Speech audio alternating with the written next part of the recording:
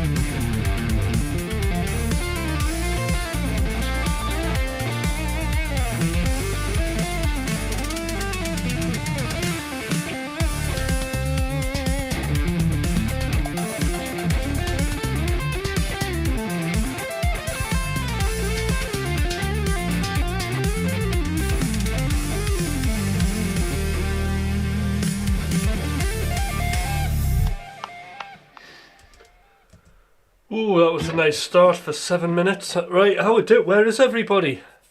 Hi Kurt, how's it going? With your legato movement skills, you're so good at not lifting your fingers. It's so awesome, Tim. Thank you. Well, it's practice. That's all it is. Mind you, I did get lucky. I did have a good classical guitar teacher who did say, he said, "Oh, you've got poppers." I went, "What are poppers?" And he went, "Your fingers are popping off the fretboard." I went, "All right, okay." And he's like, "You can cure that." And he just did this exercise. He just went, give a fret for each finger. This is it. Because I distinctly remember the exercise. And then he said, "Just try and keep your fingers close to the fretboard." So when you descend, it's easier to descend. And then concentrate on just keeping that fourth finger controlled and above the string.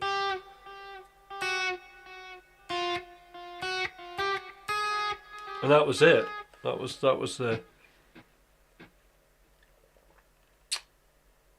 what started it.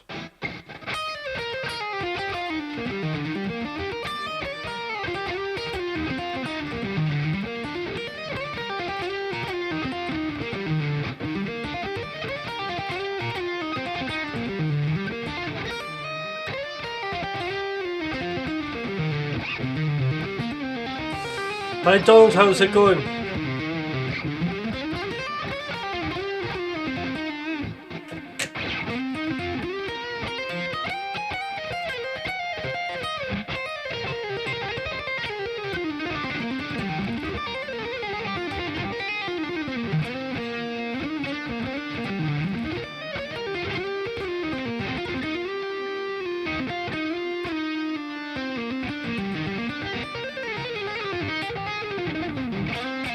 Right, listen guy, you know what I'm going to do?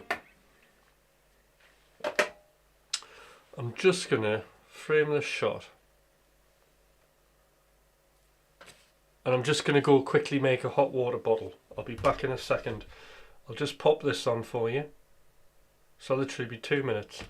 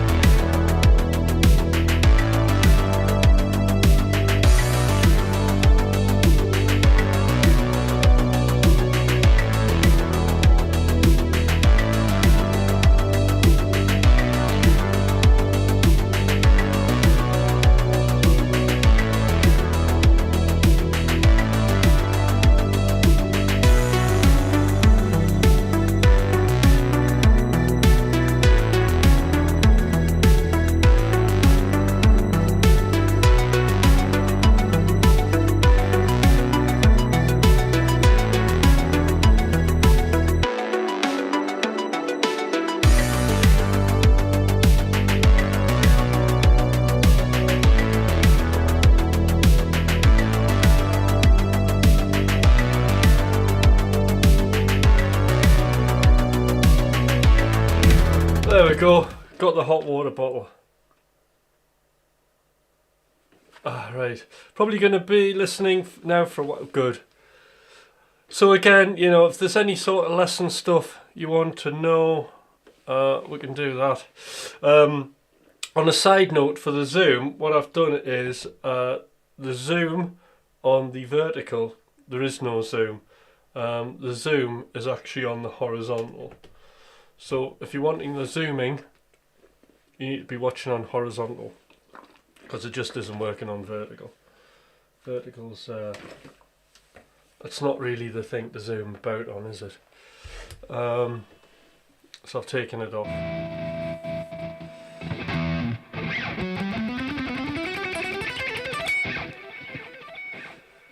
Right, well, I'll just play another track, I think. What was that? That was AI synthwave tracks. That's what these are. What's this in E minor?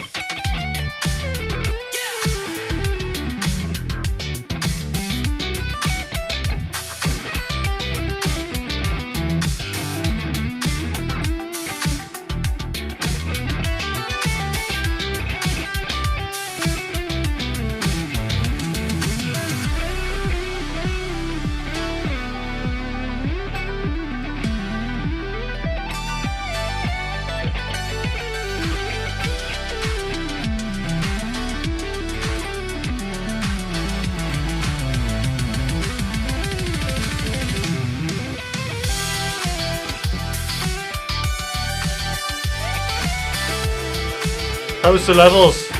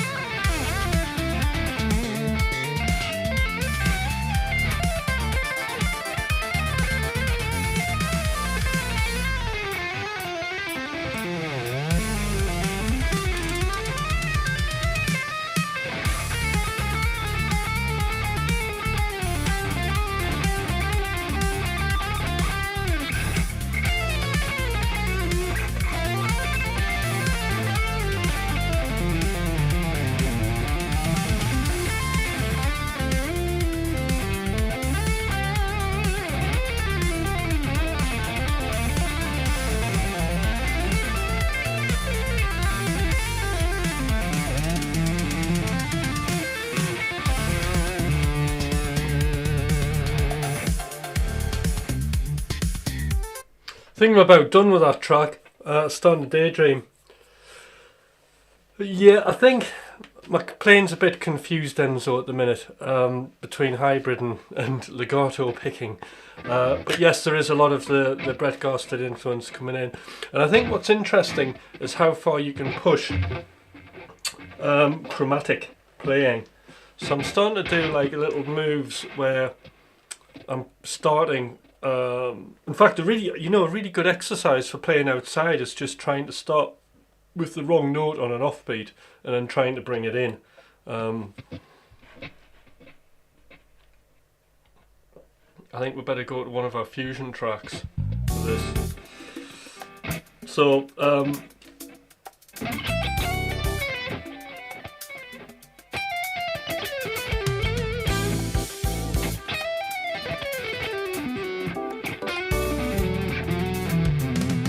that kind of thing.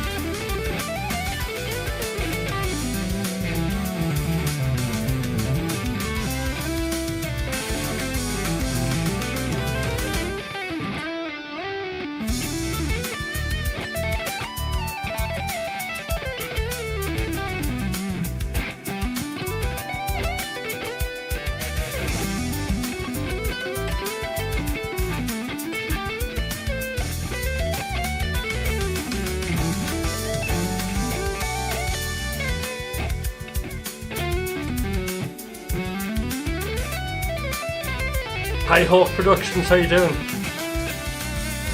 Hi Rob, I haven't said hi before.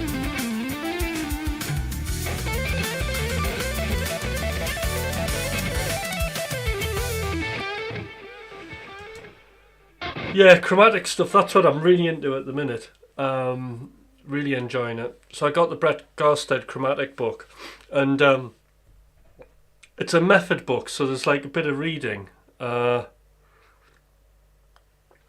which I like. But I like the way he outlines it very, very simply. And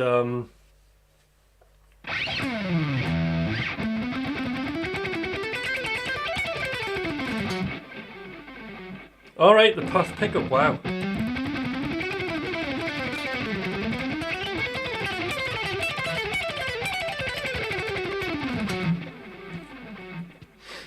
I love his Pink Racer X guitar, it's great.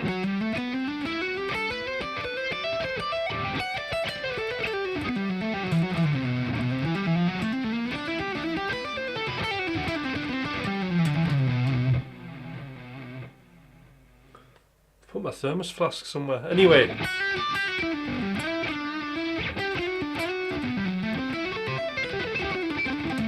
So the takeaway that I'm getting from Brett Garsted is when you're adding chromatic notes, you're thinking about really the intervals that you're building around, that you're highlighting. There's a tolerance level for how much sort of chromaticism you can put into a line where it just becomes a chromatic scale in a blur. And really a lot of it's down to your own personal preference, so it really kind of encourages that. But it is down to ear training and tolerance, I find, so you got to get an ear for it. So like I'll do things like there's a lot of like chromaticism in that. I'm kind of building round, if we're in E minor there, I'm sort of building round that sharp 9. And then we've got this little like chromaticism where I'm kind of crossing over from a minor 7 to a major 7.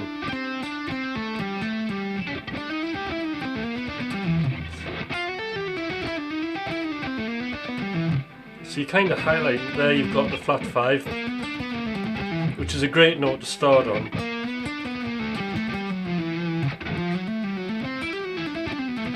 Again, there's the 9th. Enclosure.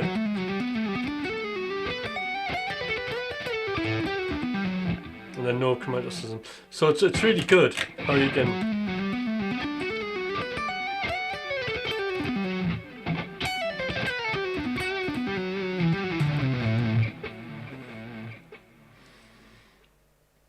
I think like another thing I like to do is I like concentrating when we're talking about sort of the Greg House style stuff, where I'll zoom in. A good little exercise is, because I know we've done quite a bit of these 2-on-2 style arpeggios.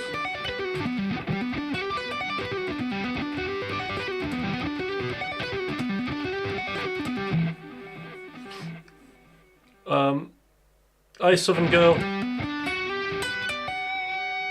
So you get like 2, 1, 2, 1, 2. Now, on the ones, to try and put some notes in there, I think that's a good sort of little exercise. And then go into the arpeggio.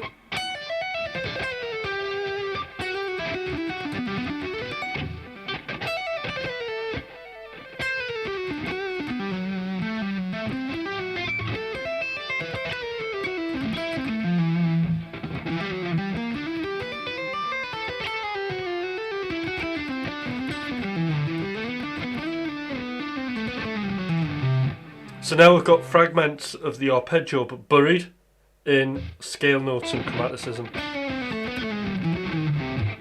So it ends up like a scale, but the advantage we've got of doing it this way is that we're landing on chord tones. And if we're landing on chord tones, then it's going to sound sort of in.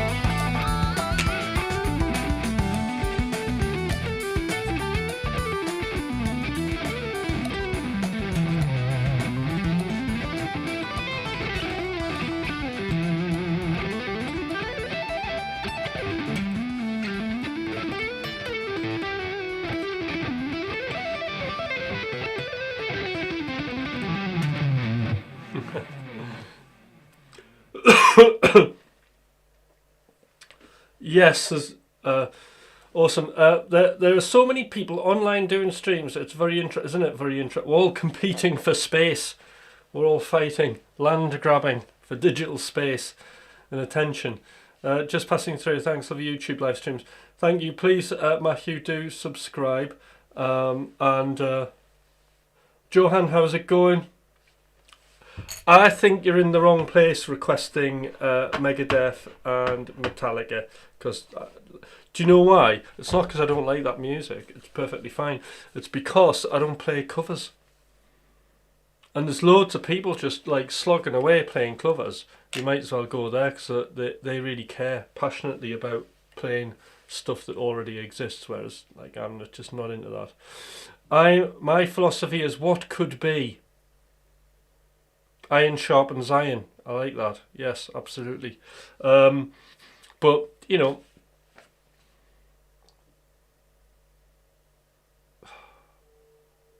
I've had a few young people come for lessons and coaching actually. One of them sadly went, you know, at the end of the day, Tim, with me, I merely just copy, I never create. And that's why I'm here. I'm here to learn to create. So if we're just copying, that's not good, is it? Because music, to me, and I'm sure I'm not the only person in the world, tell me, disagree with me if you want, music is a metaphor for how we are feeling. Think about talking therapies, talking to somebody therapeutically about all of your problems and troubles, right? Only get so far. There are going to be things that you won't want to disclose, right? But music, you can disclose whatever you want that's inside you and get that out and unburden yourself through your instrument. But in order to do that, you have to be willing to create. You have to be willing to explore. You have to be willing to embrace uncertainty. Now, that isn't going to happen if I sit here and play Metallica or Megadeth.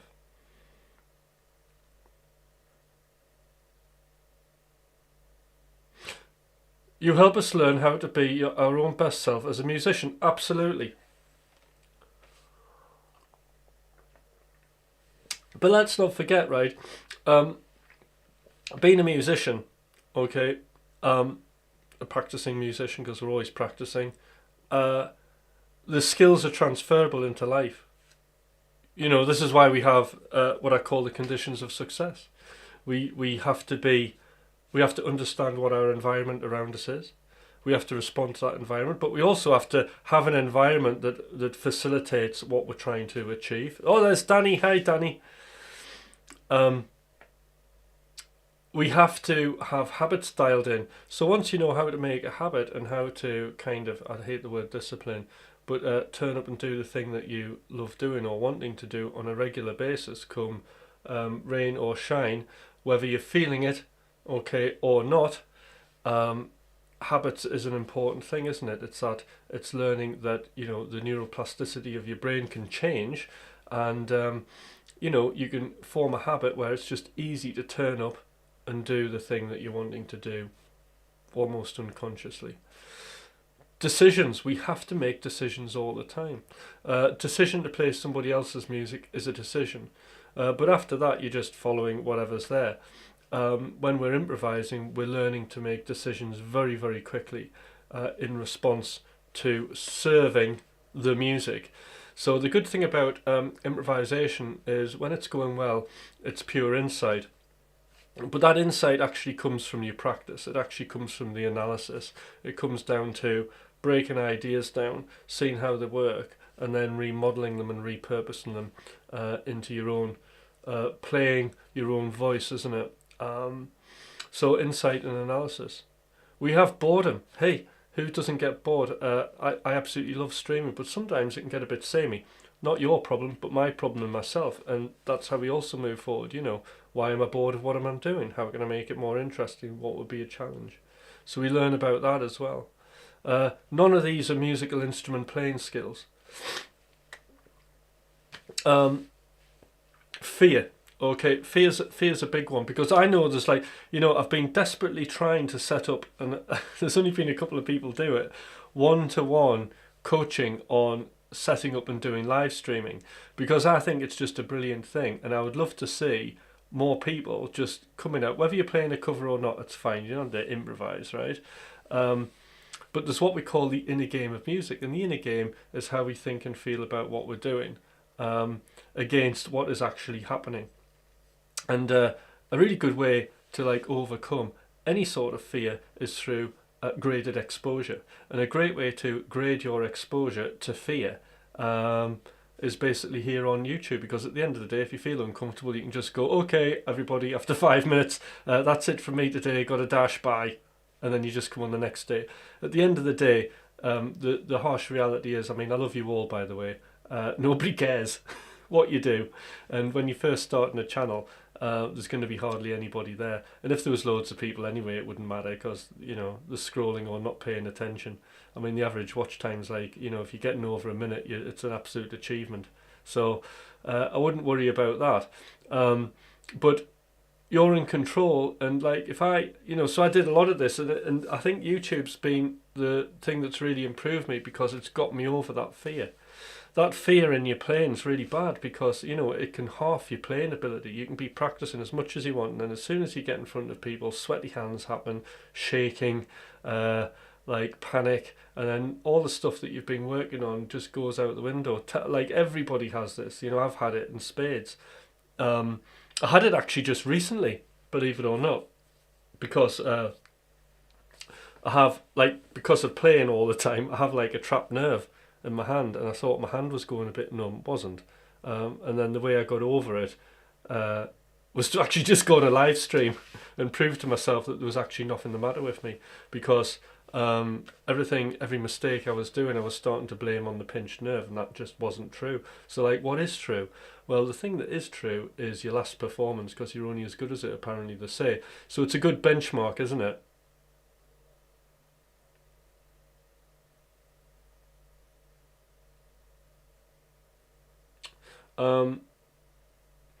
So yeah, fear, graded exposure, very important. And lastly, we have skills. It's not lastly, there's two more, but usually skills is next.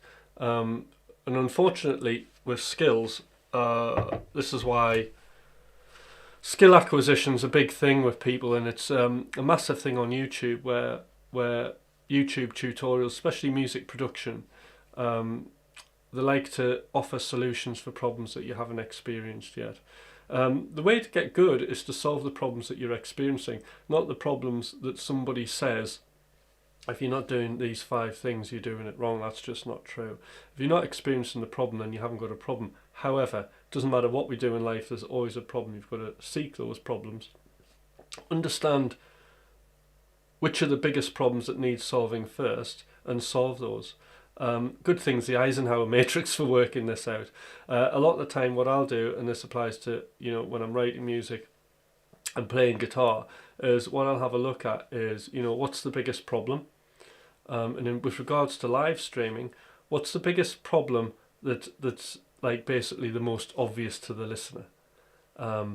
And which of the problems are the most obvious to the listener but least effort for me to fix? So that's all the stuff that I'll fix first, because that's like the biggest gains, isn't it? And then I'll start working down the list, getting to the smaller problems, which are usually so small I'm not even going to bother wasting my time with those. And then lastly is community, and community is just keeping your audience engaged with all of the things that we've done. So apart from skills they're learning a guitar, which skills you could apply to anything, those are what are called the conditions of success.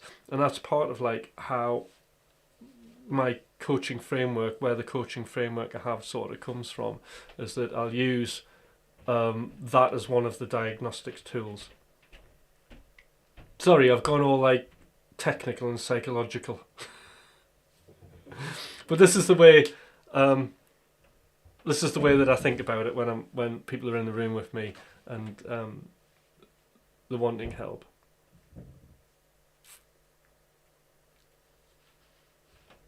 Right, break out of the shell. Right, let's have a look. Who's breaking out of a shell? Oh wait, that's actually, does this? Oh, look at that. That works nearly. I don't mind being stuck with you lot at all. It's lovely. Right. This land was built on the home of Alan Holter and Gambali people.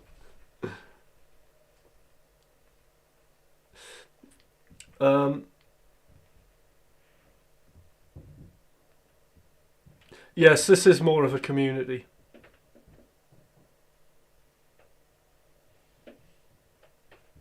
Good night from good night, Joan, if you're still there. Sayonara, okay. Bye, Matthew. I always pay homage to my influence, but I always write my own stuff. Covers, cash, originals, contentment. Absolutely.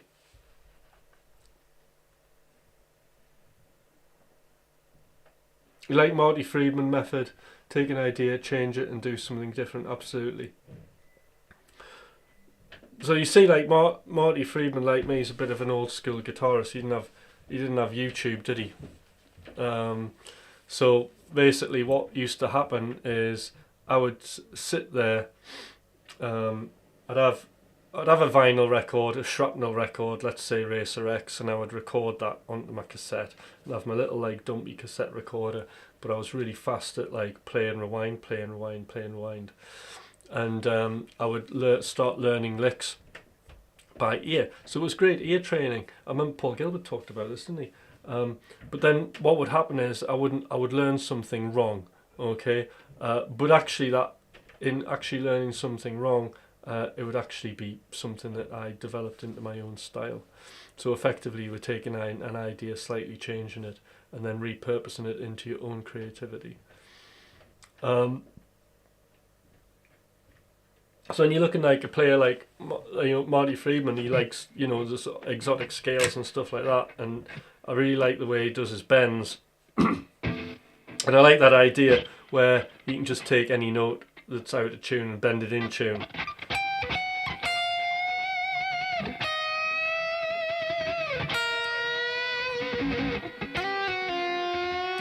It's a very distinctive sound. And it'll work on anything, literally.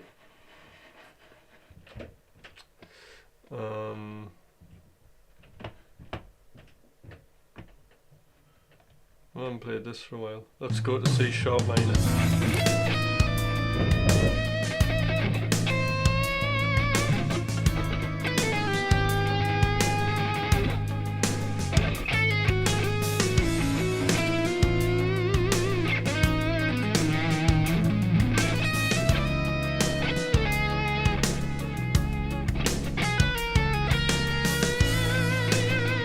Like all these notes I'm bending on are out of tune.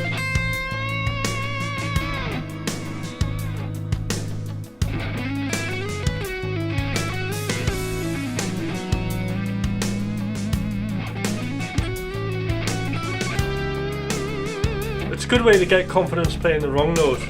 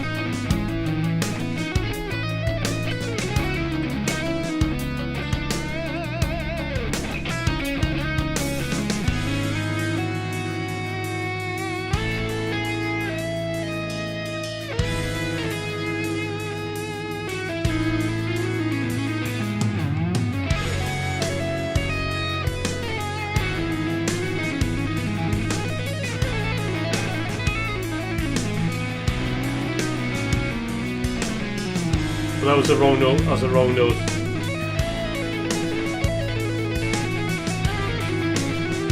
so's that.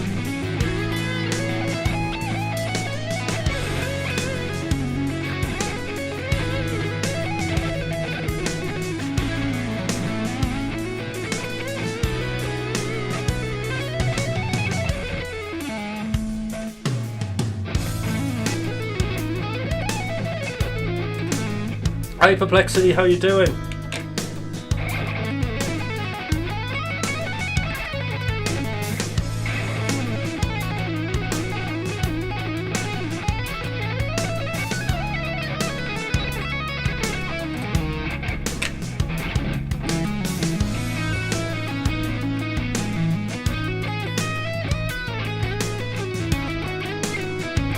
Yeah, pass the notes.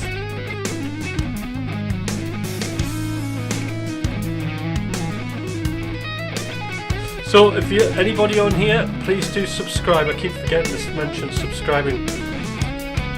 Please subscribe and like, we're eating. I need some more of these.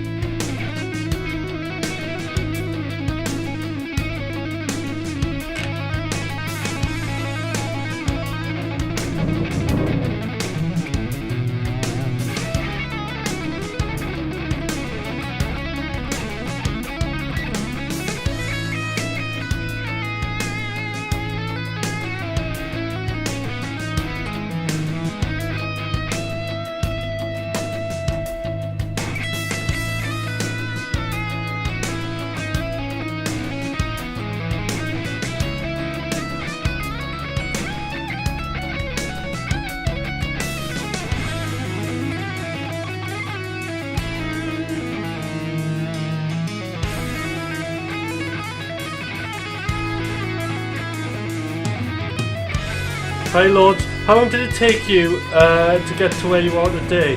What made you keep pushing as you progress? I'll tell you in a minute.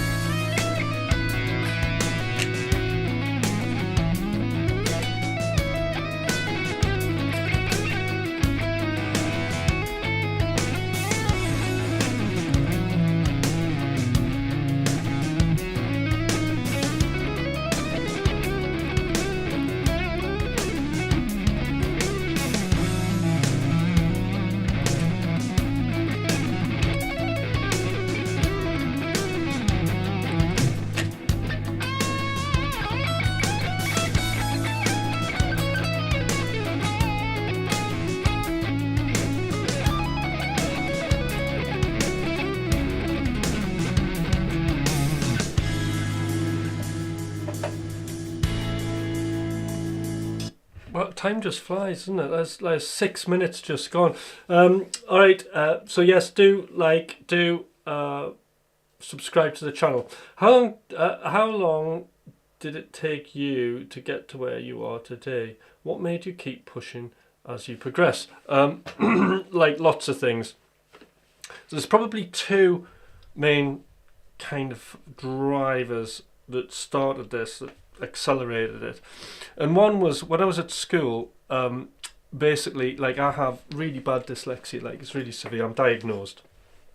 And at the time, teachers just thought I was stupid, right? That's what they used to call me.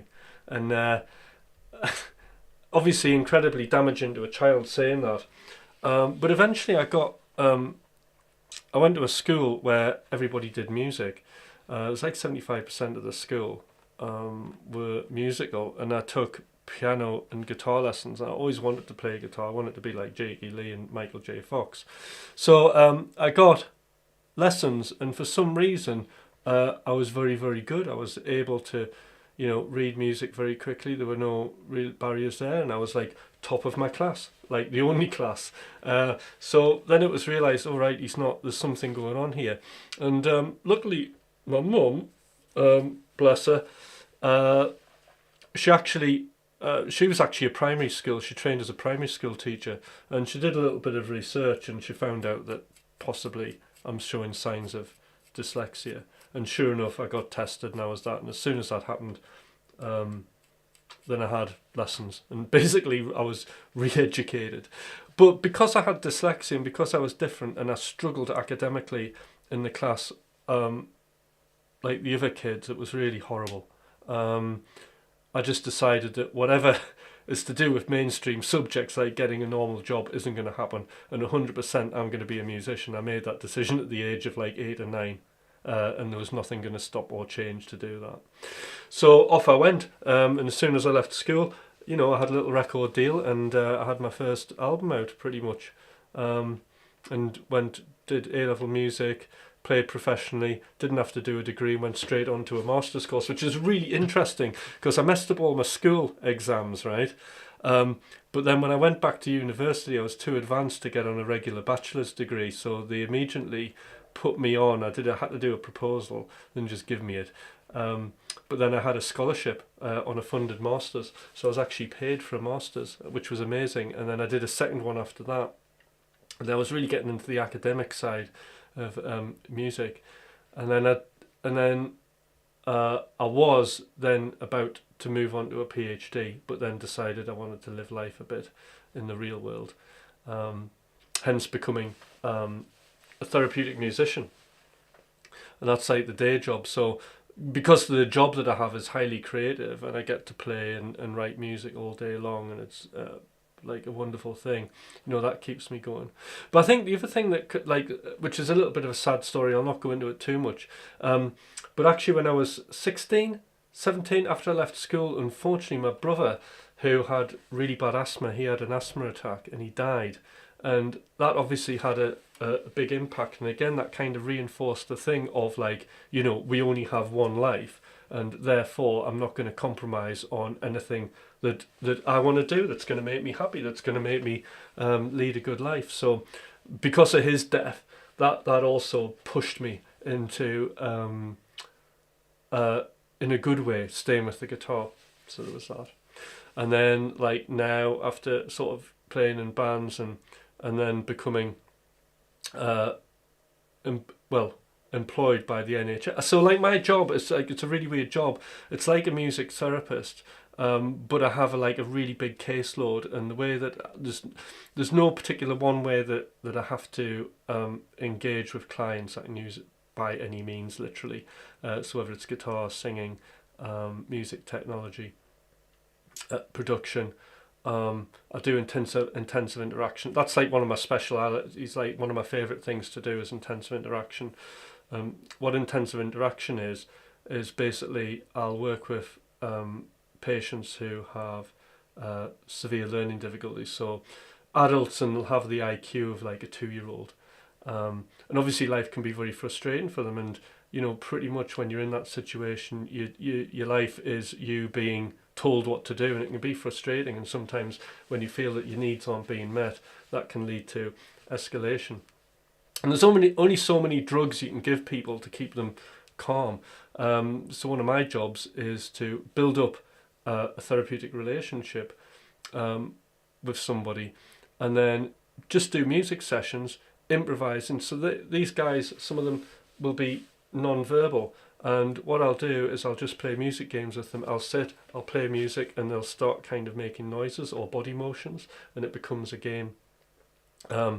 And at that point, what's actually happening there is they're in control, and that's very, very, I know it sounds simple, but it's very, very empowering for that person to then have somebody, because when that's happening and you're doing something, there's a cause and an effect. You're actually in control, and that actually regulates mood.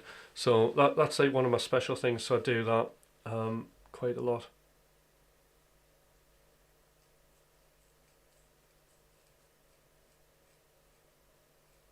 So there you go. So there is a bit of a story.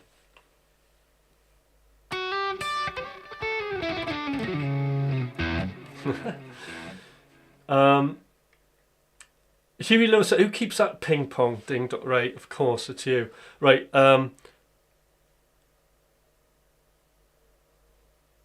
questions and answers and words, yes, because like music is a form of communication, isn't it? It's a metaphor for how we're feeling, and it mirrors language. It mirrors, it's like call and response, isn't it?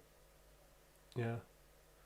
So, you know, at the end of the day, although music is hard, struggling, there's doubt, there's fear, there's uncertainty, right? But I think if you stick with it, and you just go with it, you will get somewhere. It will, you know, it will provide for you and your family. Do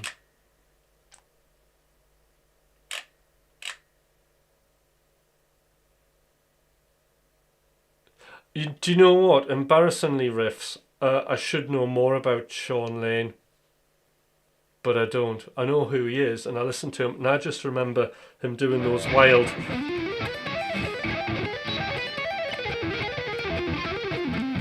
You know, all that kind of stuff. And I was just like, oh, I don't know if I want to do that. Yeah, so that's the thing, Kurt. Oh, yeah, I'm so glad he's got his guitar and playing it. It's a brilliant thing.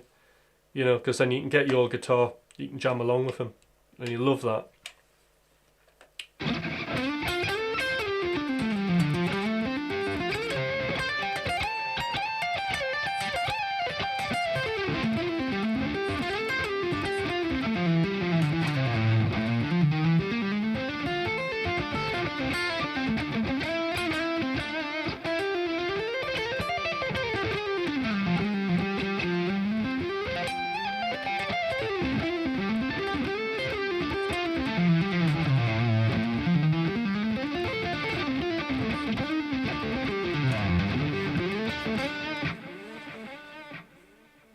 Excellent.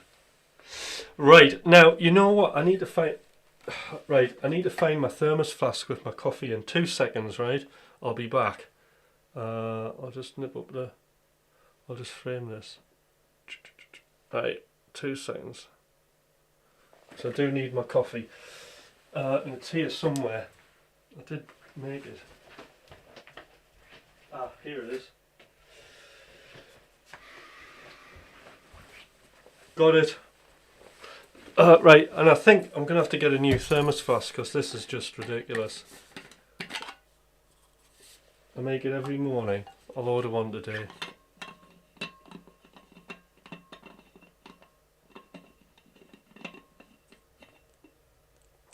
Yeah, so no, I should spend more attention to Sean Lane, but I think it's just that and like I watched a bit of his REH video and it was so difficult at the time I couldn't do any of it, so that put me off.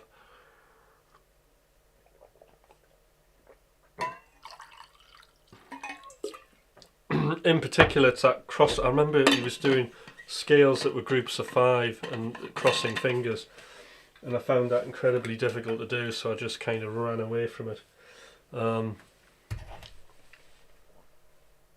Which I now do instead. Actually, I might come back to it. I'm going to have a look at Sean Lane, everybody. That's what I'm going to do.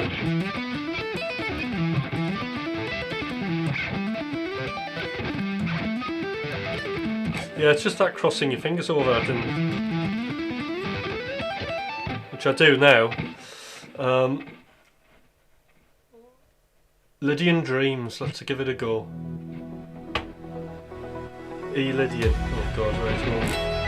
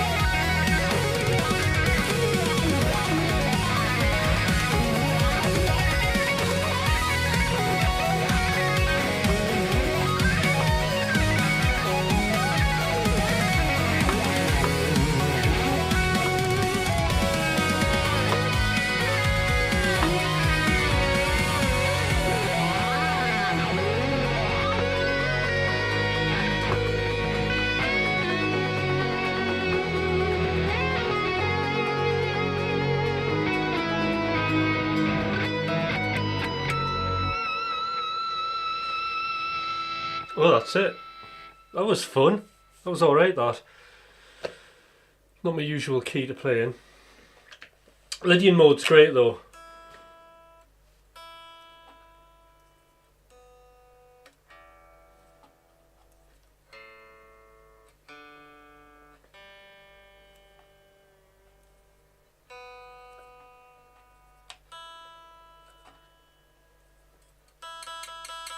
Alright, remember to like and subscribe to the channel.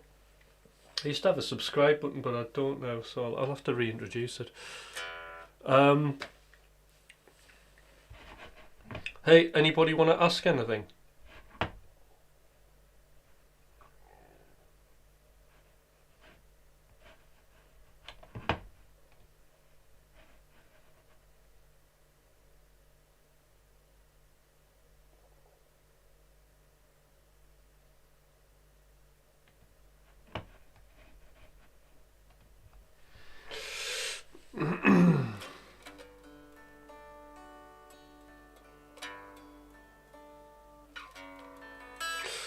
Speaking of economy, I wanted to play repeating fourth note Zach Wilde style phrases.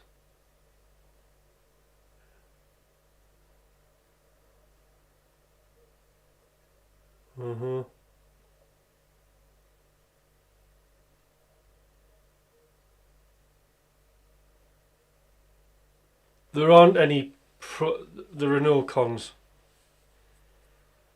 There's only things to gain with economy picking.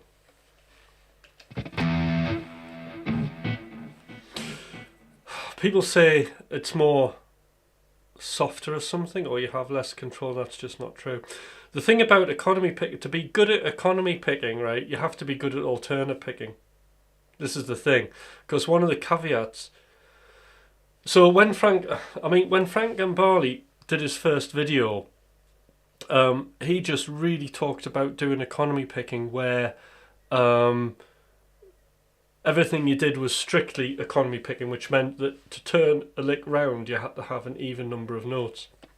So if I remember correctly, he plays like this G major scale, where it's I'll zoom in for the horizontal. So you'd be going down, up, down, down, down, up, down, down, up, down, down, up.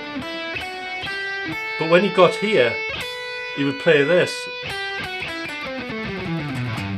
So like everything was economy picking. And then to turn this bit round, you had to put a chromatic note in.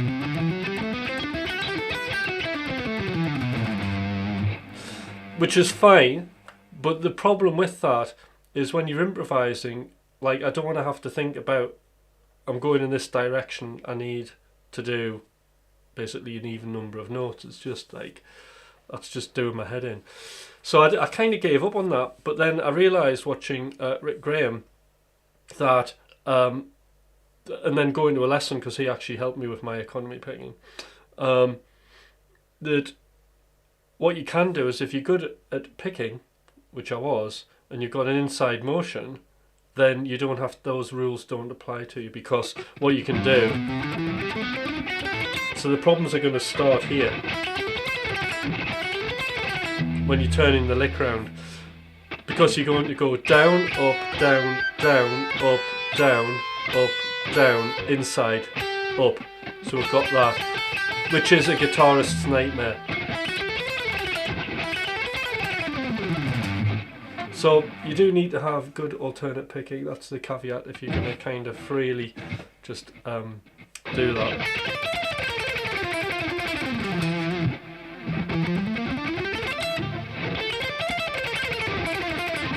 But of course, like, you know, 2 notes per string you can't economy pick. You can start it, but everything after that's like up, down, up, down. But we're picking in the same direction, so that's fine. So I think there's like loads to be gained from economy picking. I mean, that's why I did it. In fact, I remember one of the reasons was I noticed that Thomas was really good at picking like really odd like groupings of notes and like having different numbers of notes on different strings, so like, you know, 3s, 1s, 2s, and he can kind of just get round it. If you watch his wrist motion, he has really good slanted picking technique, so he's able to like flip in a whipping motion almost, just pick over the strings. So I wanted to do that, and I had a bit of success doing it, but it was very thinky. I was having to really think about like the moves, and I don't want to have to think about technique. I just want to think about the music, and that's it, and the notes I'm going to play, not about like, well, this is a difficult bit coming up. So the way to kind of get round that was to use economy picking, because that way everything's just in one direction. You're chunking the information, aren't you? You're taking something complex and flattening it down and making it into smaller chunks, which is better for thinking about things quicker.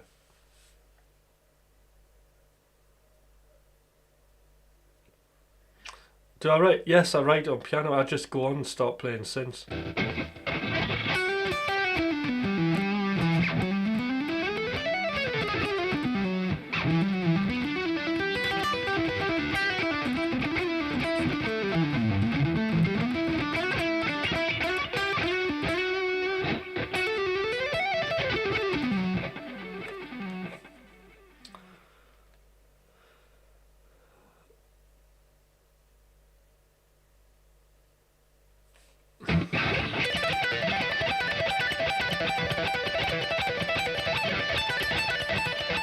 I'm assuming it's like that, the Zach Wild thing.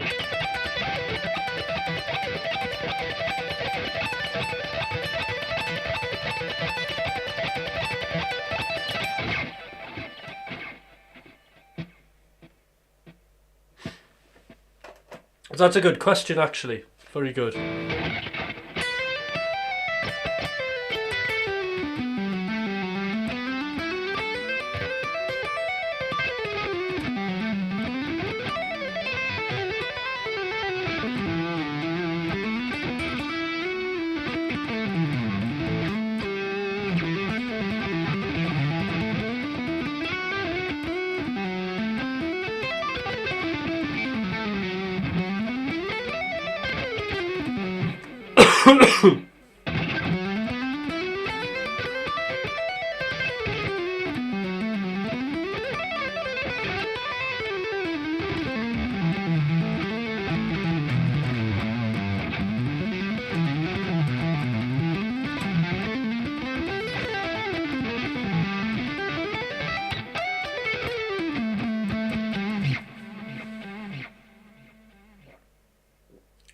Good, yeah. So inside motion, that's what you need to focus in on.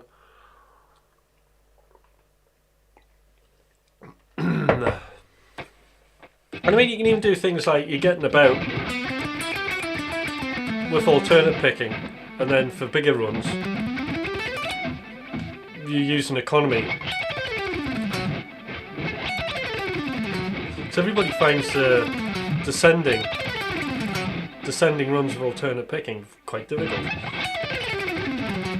That's me alternate picking.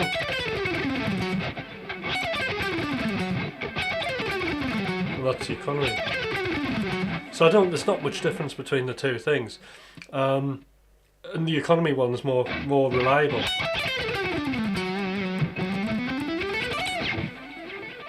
But like literally I'll economy pick everything, like everything's like even when I'm doing legato now,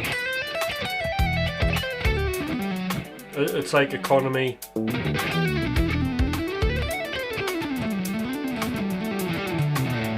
There's no effort, and I can control the sound of the pick.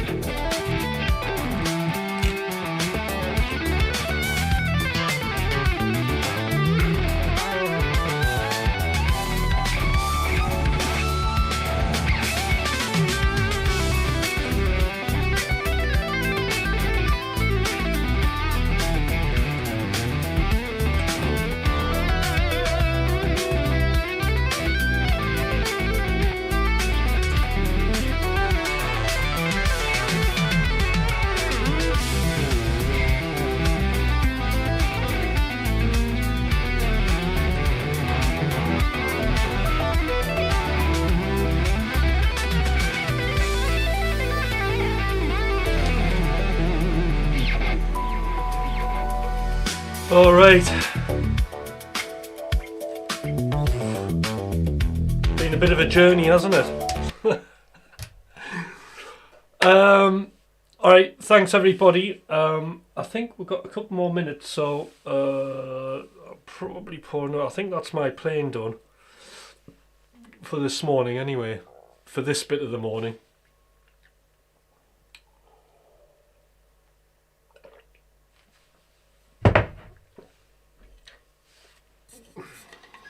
So if there's anything else, we've got a few minutes left.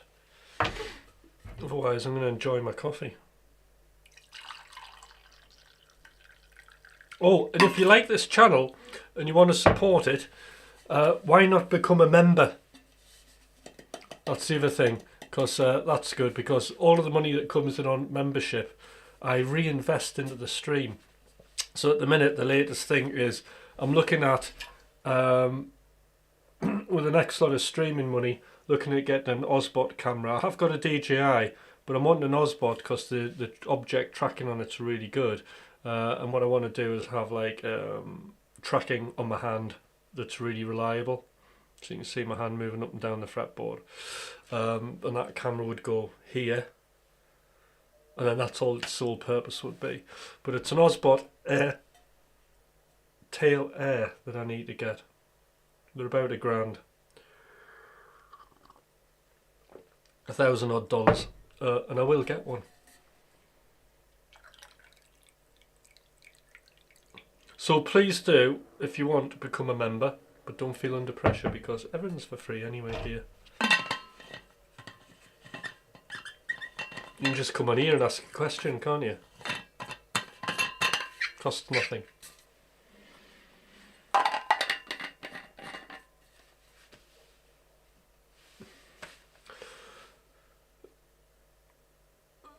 Yes.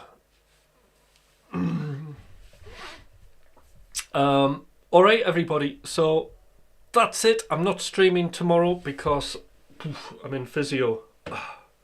Getting these guitar injuries sorted. So I'll not be here tomorrow morning. Might do something at the weekend though.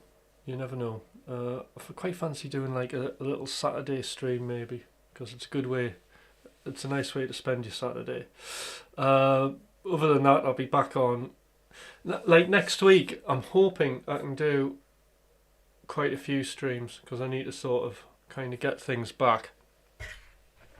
Because the algorithm's not trusting me. It's like the vertical streams are like, well, we're not putting you out to many people.